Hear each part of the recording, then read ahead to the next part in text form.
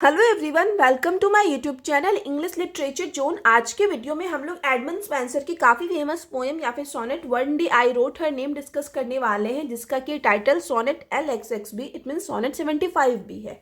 एक चीज़ यहाँ ध्यान रखिएगा कि इंग्लिश लिटरेचर में जितनी भी 14 लाइन्स की पोएम होती है ना, सब के लिए ये सोनेट टर्म यूज़ किया जाता है, सोनेट वर्ड यूज़ किया जाता है। तो ये जो हम लोग की प्रेजेंट कविता है one day I wrote her name, ये भी 14 लाइन्स की कविता है। इस वजह से जो है इसका टाइटल सोनेट 75 भी है। अब सबसे पहले हम लोग इंट्रोडक्शन वाला सेक्शन डिस्कस करेंगे।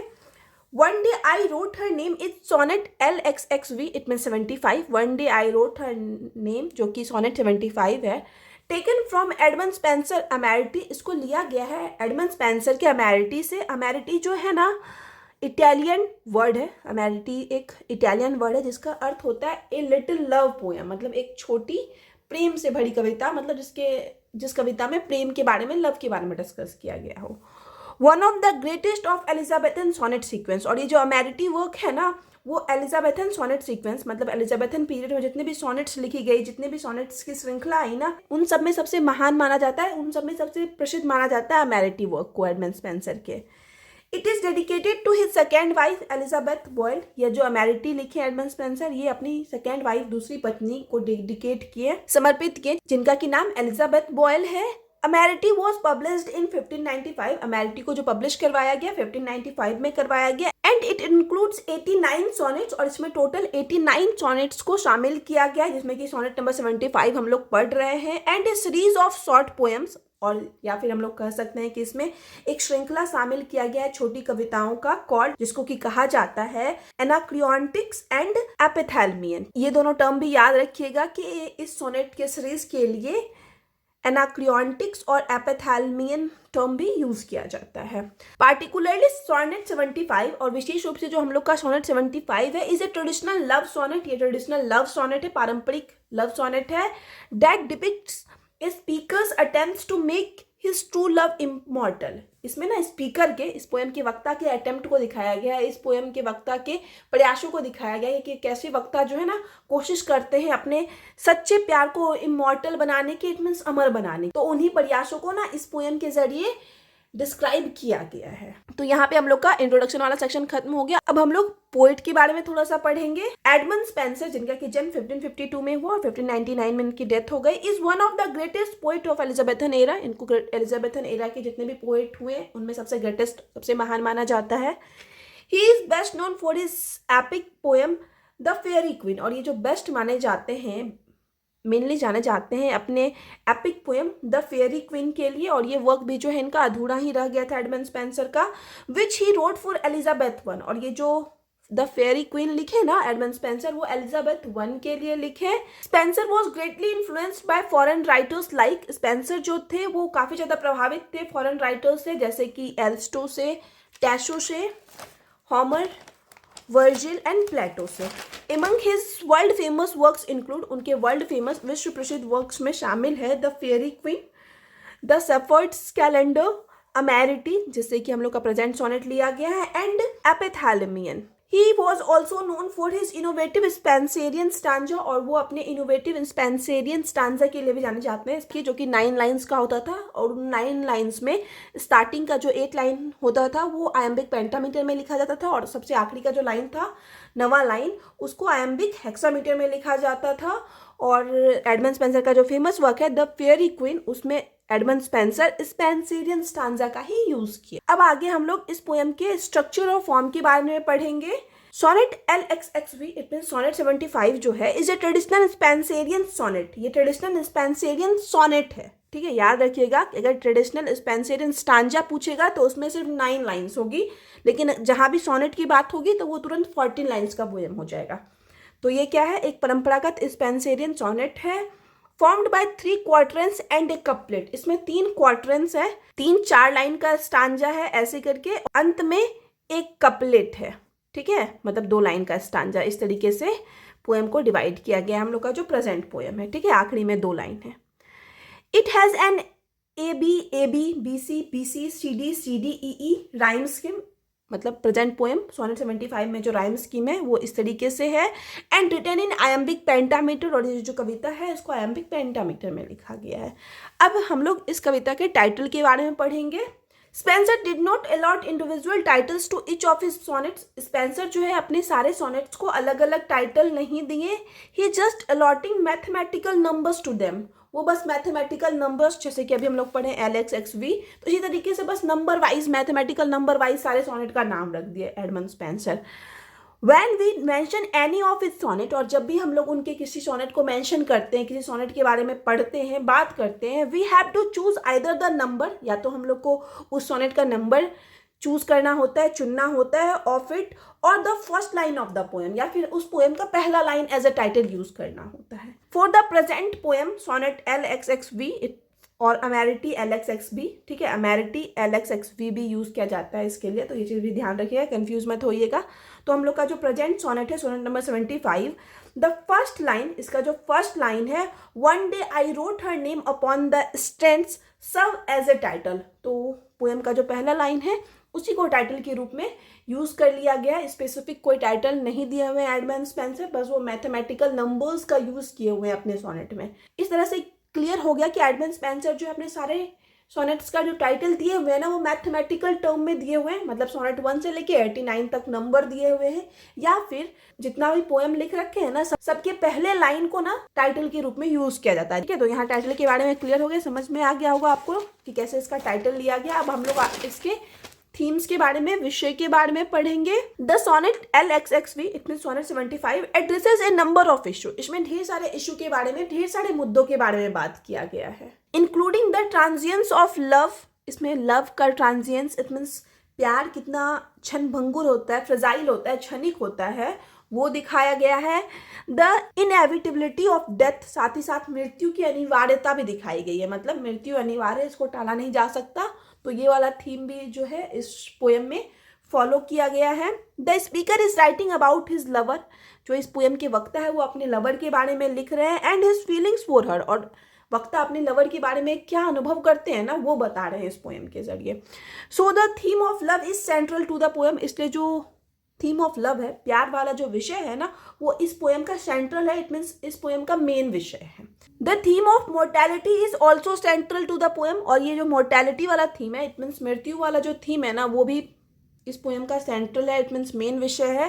As the speaker considers the fact that, क्योंकि वक्ता जो है इस पोएम के जो स्पीकर हैं वो इस तथ्य पर विचार करते हैं कि एवरीथिंग, कि जो सारा चीज़ है, including the most powerful and wealthy people, कि चाहे दुनिया में सबसे पावरफुल चीज़ें हों, पावरफुल लोग हो, या फिर सबसे वेल्दी पीपल हो, इट मीन सबसे धनवान लोग हो, will die at some point, ये सारा चीज़ ना एक टाइम के बाद मर जाएगा, सब कुछ खत्म हो जाएगा, चाहे वो दुनिया का सबसे पावरफुल लोग हो, सबसे पैसा वाला आदमी हो, सब एक दिन खत्म हो जाना है। इस वजह से बताया गया है कि प्यार तो मेन थीम है ही, लेकिन साथ ही साथ मृत्यु भी जो है इस कविता का मेन थीम है। यहाँ पे हम पोएम का ही एक लाइन मेंशन किए हुए as a quotation, not so quod I let baser thing devise. The poem also addresses the theme of transience, poem में जो है ट्रांजियंस, इट मीन्स हो जाता है क्षणभंगुरता वाले थीम के बारे में भी डिस्कस किया गया है, which is intertwined with the themes of love and morality, it means क्षणभंगुरता वाले थीम को ना प्यार और मोर्टैलिटी, इट मीन्स मृत्यु वाले थीम के साथ ना गुद दिया गया है, इट मीन्स प्यार और मृत्यु वाले थीम के साथ जोड़ दिया गया है क्षणभंगुरता वाले थीम को भी, ट्रांजियंस वाले थीम को भी। The waves washing away the name written on the sand is a powerful metaphor, मतलब इस कविता में दिखाया जाता है कि जो वेव्स है ना, जो लहरें है ना, जो सैंड पे, इट मीन्स बालू पे जो नाम लिखा गया है ना, तो लहरें आती है और बालू पे लिखा गया नाम को ना बार बार मिटा देती हैं, तो ये एक पावरफुल मेटाफर है। मेटाफर इट मीन्स रूपक है for the transience of life and love, जो कि दिखाता है कि कैसे जो लाइफ होता है, जीवन होता है, और जो प्यार होता है ना, वो ट्रांजियंस होता है, इट मीन्स क्षणिक होता है, क्षणभंगुर होता है। इस वजह से जो है इस पोएम में मोरालिटी, इट मीन्स मृत्यु और प्यार के थीम के साथ साथ वो क्षणिकता वाला थीम, क्षणभंगुरता वाला थीम भी रखा गया है। ठीक है, यहाँ पे फिर से पोएम का line, but came the waves and washed it away, मतलब पोएट बार बार अपनी लवर का नाम लिख रहे हैं सैंड पे, लेकिन बार बार वेव्स आ रहा है, लहर आ रहा है, उस नाम को मिटा दे रहा है। The poem ends with the theme of immortality, और ये जो पोएम है जो खत्म होता है ना वो इमॉर्टैलिटी वाले थीम के साथ खत्म होता है, इट मीन्स अमरता वाले विषय के साथ खत्म होता है।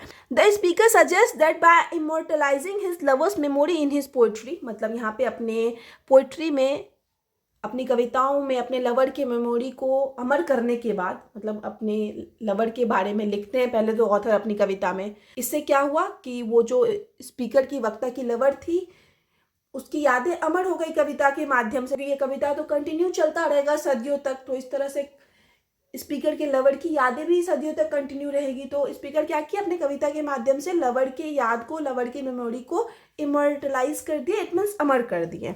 और ऐसा करते हुए स्पीकर हम लोग को बताते हैं कि he can transcend mortality and create something, और कुछ ऐसा क्रिएट कर सकते हैं, कुछ ऐसा बना सकते हैं that will live on after he and his lover are gone, कि वो तब तक रहेगा, कुछ ऐसा बना देंगे, मेरी मृत्यु हो जाए, मेरी लवर की मृत्यु हो जाए और हम दोनों ना भी रहें, फिर भी जो हम लोग का प्यार कंटिन्यू रहेगा, वो अमर हो गया है। कविता के माध्यम से स्पीकर की जो लवर है वो अमर हो गई है, उसकी यादें अमर हो गई है, ठीक है। अब फिर से यहाँ पे पोएम का ही लाइन मेंशन किए हुए हैं, our love shall live and later life renew. तो यहाँ पे थीम वाला सेक्शन खत्म हो गया। अब analysis of the poem, poem के एनालिसिस को डिस्कस करेंगे हम लोग। The poem is about ephemeral nature of love, मतलब ये जो कविता है ना प्यार के अफेमेरल नेचर के बारे में है, इट मीन्स प्यार की क्षण भंगुरता को, क्षणिकता को दिखाया गया इस कविता में, and the inevitability of death, साथ ही साथ मृत्यु की अनिवार्यता को दिखाया गया है, इसी बारे में ये कविता है।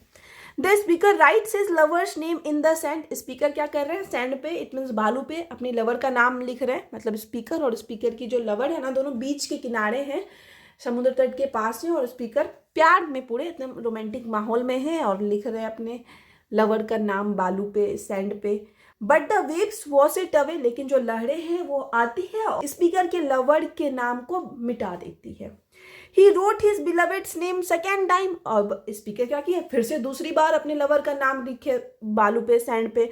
But again the tide came in, लेकिन फिर से जो है वो लहरें आई एंड ओब्लिटरेटेड इट, ओब्लिटरेटेड मतलब फिर से वही हो गया कि नामो निशान मिटा दी, फिर से जो है स्पीकर के लवर का नाम मिटा दी, फिर से लहरें आ गए। Again I wrote it with a second hand but came the tide and made my pains his prey. एवं mention line symbolizing the transience of life and love, ऊपर जो मेंशन किया गया है ना ये दोनों लाइन्स, वो प्रतीक है जीवन और प्यार के ट्रांजिएंस का, इट मीन्स जीवन और प्यार के क्षणिकता का। Speaker then compare this to how, speaker जो है अब आगे इस चीज़ को कंपेयर करते हैं इस चीज़ के साथ कि हाउ टाइम इरेज एवरीथिंग, कि कैसे जो समय है ना वो सब कुछ इरेज कर देता है, सब कुछ मिटा देता है, इंक्लूडिंग ग्रेट मैन्स अचीवमेंट, मतलब महान लोग जो होते हैं ना उनके सारे अचीवमेंट्स को भी टाइम जो है समय के साथ मिटा देता है। इन द सेकेंड क्वार्टरेंस, अब दूसरे क्वार्टरेंस में, इट मीन्स दूसरे स्टांजा में आते हैं, स्पीकर्स लेडी लव, स्पीकर की जो लेडी लव है, calls the speaker A proud man, वो स्पीकर को एक प्राउड मैन कहती है, वो बोलती है घमंडी आदमी कहती है। सी टेल्स हिम, स्पीकर की जो लेडी लव है वो उसको कहती है that he is making a useless attempt to immortalizing a mortal thing, वो बोलती है कि तुम तो बेकार कोशिश कर रहे हो, ऐसे चीज को अमर करने की कोशिश कर रहे हो जो कि मतलब मॉर्टल है, मतलब उसका मरना कन्फर्म है। सी देन सेज दैट, फिर स्पीकर की लवर जो है आगे कहती है, one day she will disappear from this world just as her name was remove from the beach, कि जैसे आज बीच से मेरा नाम रिमूव हो रहा है, जैसे लहरें मेरा नाम मिटा दे रही है ना बीच से, उस बालू पर से, वैसे ही एक दिन हम इस दुनिया से भी चले जाएंगे, इस दुनिया से भी मेरा नाम मिट जाएगा। ये स्पीकर की लेडी लव उससे बोल रही है। विथ हर डेथ, मतलब उसकी मृत्यु के साथ, her name will also be erased for ever, कि उसका नाम भी जो है उसकी मृत्यु के साथ हमेशा के लिए मिट जाएगा। फ्रॉम दिस वर्ल्ड, इस दुनिया से। So it is futile attempt to write her name on the sand, इसलिए जो स्पीकर है ना वो व्यर्थ कोशिश कर रहा है, बेकार बार बार ट्राई कर रहा है व्यर्थ का, कि वो वैसा चीज करने का ट्राई कर रहा है जो पॉसिबल ही नहीं है, मतलब जिसका मृत्यु कन्फर्म है, जिसका मिटना कन्फर्म है, उसी चीज को अमर करने की, उसी चीज को बार बार लिखने की कोशिश कर रहा है। ये चीज स्पीकर की लेडी लव क्लियरली स्पीकर को बता देती है कि तुम बेकार का कोशिश कर रहे हो। In the third quatrains, it means तीसरे क्वार्टरेंस में, तीसरे स्टांजा में, the speaker replies to lady love's statement, speaker जो अपने लेडी लव के स्टेटमेंट का जवाब देते हैं। ही सेज दैट, वह कहते हैं कि सच ए थिंग्स विल नॉट हैपन, कि ऐसा कुछ नहीं होने वाला है, ऐसा कुछ नहीं होगा। अकॉर्डिंग टू स्पीकर, स्पीकर के अनुसार इन्फीरियर थिंग्स में प्लान टू डिसअपियर, की जो इन्फीरियर चीज़ें होती हैं, जो घटिया चीज़ें, तुच्छ चीज़ें होती है, रद्दी चीज़ें होती है ना, वो टाइम के साथ खत्म हो जाती है, गायब हो जाती है। But his beloved will live through fame, लेकिन उनकी जो बिलवेड है, उनकी जो प्रेमिका है, वो फेम के जरिए, प्रसिद्धि के जरिए जीवित रहेगी इन पीपल्स हार्ट, लोगों के दिल में। फिर से यहाँ पे हम कविता का लाइन यूज किए हुए हैं, my verse you virtue rare shall eternize, the speaker here was to eternize his mistress rare qualities in his poetry. Speaker यहाँ पे प्रण लेते हैं कि वो अपनी मिस्ट्रेस का, अपनी बिलवेड का जो रेयर क्वालिटीज है ना, मतलब जो ऐसा गुण है जो कि प्राय नहीं देखने को मिलता है, उन सारे गुणों को ना इंटरलाइज कर देंगे, इट मीन्स अमर कर देंगे, नेचर के साथ जोड़ देंगे अपनी कविता के माध्यम से। He will write such poems in praise of her goodness, वो ऐसी कविता लिखेंगे उसकी प्रशंसा में, that she will live in people's mind, जिससे कि वो क्या होगी, लोगों के माइंड में जीवित रहेगी। And that will basically immortalise हर, उनकी कविताओं के माध्यम से जो है स्पीकर की बिलवेड इमोर्टलाइज हो जाएगी, इट मीन्स अमर हो जाएगी हमेशा के लिए। In the final couplet, it means आखिरी के दो लाइन के स्टांजा को कपलेट कहा जाता है। The speaker offer a solution to the problem of transience and mortality, it means मृत्यु वाला जो प्रॉब्लम है, और ट्रांजिएंस इट मीन्स क्षणिकता वाला जो प्रॉब्लम है ना, क्षण भंगुरता वाला, उन दोनों प्रॉब्लम का स्पीकर जो है आखिरी के दो लाइन में सॉल्यूशन देते हैं, हल देते हैं। He claims that by immortalizing his lover's name in his poetry, अपनी कविताओं में अपने लवर के नाम को इमोर्टलाइज करने के बाद, अमर करने के बाद, स्पीकर दावा करते हैं कि ही कैन इंश्योर दैट, वह सुनिश्चित करते हैं कि हर memory lives on even after she dies, कि स्पीकर की लवर जब मर भी जाती है ना, तो उसकी जो यादें हैं वो अमर रहे, वो जीवित रहे। ठीक है, तो यहाँ पे हम लोग का पोएम का जो एनालिसिस वाला सेक्शन था, समरी वाला सेक्शन था, वो खत्म हो गया। अब हम लोग का कंक्लूजन वाला सेक्शन आएगा, उसके बाद नोट्स खत्म हो जाएगा। ओवरऑल, कुल मिलाकर the poem one day I wrote her name is a contemplation on the transience of life and love as well as the inevitability of death. मतलब ये जो कविता है हम लोग की, one day I wrote her name, contemplation है, it means चिंतन है, एक विचार है। Transience of life and love, it means प्यार और जीवन की क्षणिकता पे विचार किया गया है। साथ ही साथ डेथ की इनएविटेबिलिटी, इट मीन्स मृत्यु की अनिवार्यता पे भी इस कविता के माध्यम से विचार किया गया है, कि कैसे जीवन और प्यार जो होता है वो क्षणिक होता है और मृत्यु जो है वो अनिवार्य होती है। इन दोनों चीज़ों पे इस पोएम में विचार किया गया है। Everything even the most beautiful and powerful things are decay, मतलब सारा कुछ, यहाँ तक कि सबसे सुंदर और सबसे पावरफुल चीज़ें भी जो है वो एक टाइम के बाद डीके हो जाएगी, नष्ट हो जाएगी, खत्म हो जाएंगी।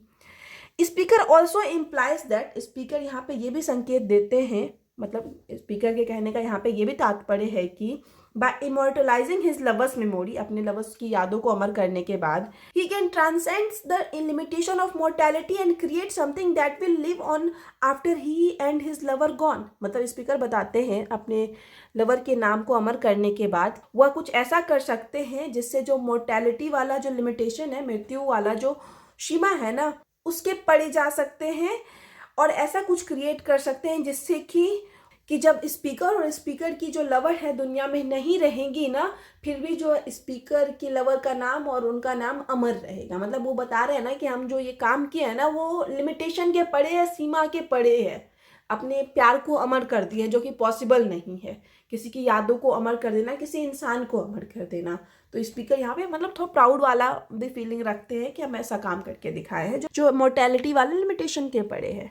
इन शॉर्ट, संक्षेप में, sonnet 75 is a classical example of Elizabethan love poetry. हम लोग संक्षेप में कह सकते हैं कि हम लोग का जो सोनेट 75 है वो एक क्लासिकल एग्जाम्पल है, एक ट्रेडिशनल एग्जाम्पल है, उदाहरण है एलिजाबेथन पीरियड के लव पोइट्री का। एलिजाबेथन पीरियड के टाइम का जो भी प्यार वाला जो कविता होती थी ना, उसका एक काफ़ी अच्छा एग्जाम्पल है सोनेट नंबर 75 जो है। ठीक है, तो यहाँ पे हम लोग का नोट्स वाला कंक्लूजन वाला सेक्शन खत्म हो गया। वीडियो अगर आपको अच्छा लगा, आपके लिए हेल्पफुल है, तो आप लोग वीडियो को लाइक करना, चैनल को सब्सक्राइब करना, कमेंट करके बताना वीडियो आपको कैसा लगा। पीडीएफ चाहिए तो आप लोग को पता होगा कि 1 में से सारे टॉपिक का पीडीएफ पेड है, और एक टॉपिक के पीडीएफ का प्राइस 30 रुपीज़ है। ठीक है, तो आप पेड पीडीएफ के लिए हमको टेलीग्राम पे मैसेज कर सकते हो और हम लोग के चैनल का एक टेलीग्राम ग्रुप भी है जिसमें हम कुछ टॉपिक्स का पीडीएफ अपलोड करते हैं, तो आप वो ग्रुप भी ज्वाइन कर सकते हो। मिलते हैं नेक्स्ट वीडियो में नेक्स्ट टॉपिक के साथ।